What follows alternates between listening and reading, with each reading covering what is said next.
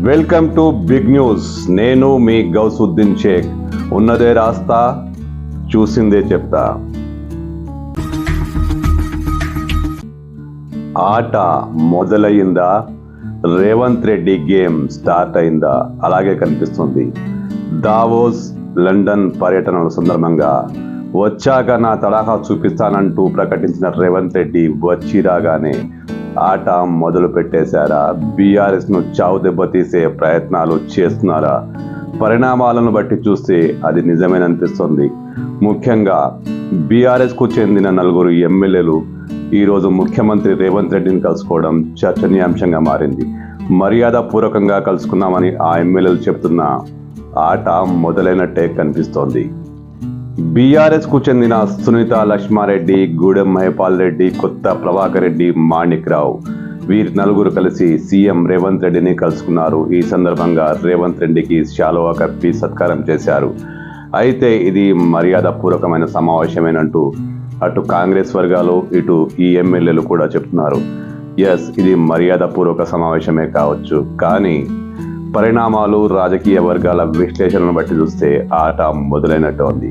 ఈ 4 ఎమ్మెల్యేలు సీఎం రేవంత్ రెడ్డిని హఠాత్తుగా కలవడం వెనుక పరిణామాలేంటి?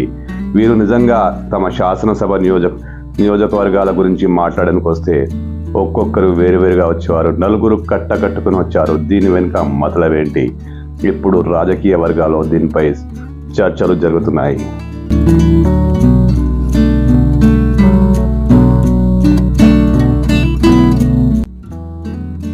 అసలే బీఆర్ఎస్ ఇబ్బందులో ఉంది.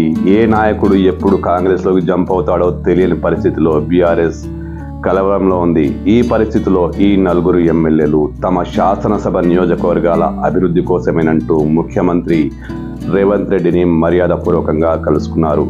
సహజమే, ఏ ముఖ్యమంత్రి ఎవరున్నా ఎమ్మెల్యే కలవాల్సిందే, తమ ఏరియా సమస్యలు ప్రస్తావించుకోవాల్సిందే. కానీ 4 ఒకేసారి వచ్చారు. ఈ 4 రావడం వెనుక ఏదో మతలబు ఉంది. అసలు ముఖ్యమంత్రి లండన్లో చేసిన ప్రకటన నిజం చేయబోతున్నారా? ఆయన బీఆర్ఎస్ ను చావు దెబ్బతీసే ప్రయత్నాల్లో ఉన్నారా? చూస్తే నిజమని అనిపిస్తోంది. ఇప్పటికే అనేక చోట్ల జిల్లాల నుంచి చాలా మంది బీఆర్ఎస్ నేతలు కాంగ్రెస్ వైపు జంప్ అయ్యేందుకు సిద్ధంగా ఉన్నారు.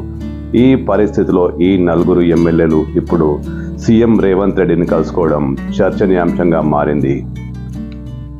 ఎవరేమంటేనేంటి, ఈ 4 అధికారికంగా ప్రకటించేదాకా, కాంగ్రెస్ నుంచి ఎలాంటి అధికారిక ప్రకటన అయినా వచ్చే వరకు మనమంతా ఇది మర్యాదపూర్వక సమావేశమేనని ఒప్పుకుందాం. ఎందుకంటే ఎమ్మెల్యేలు మర్యాదపూర్వకంగా ముఖ్యమంత్రిని కలవడం పరిపాటి. వీరు అలాగే కలిసారనుకుందాం. ఎందుకంటే అసలు గుట్టు బయటికి రావాల్సి ఉంది. ఆ గుట్టు బయటికి వచ్చేదాకా ఈ సస్పెన్స్ కొనసాగుతూ ఉంటుంది. కానీ బీఆర్ఎస్లో మాత్రం కలవరం చెలరేగుతోంది. ఒకేసారి 4 ఎమ్మెల్యేలు వెళ్ళి ముఖ్యమంత్రిని కలవడం, అసలు దాని వెనుకున్న రహస్యం ఏంటి, దాని వెనుకున్న మతలబేంటి అంటూ బీఆర్ఎస్ నాయకత్వం ఇప్పుడు ఆరా తీస్తుంది. అసలే టెన్షన్లో ఉన్న బీఆర్ఎస్కు ఈ 4 మరింత టెన్షన్ పెంచేశారనే చెప్పొచ్చు.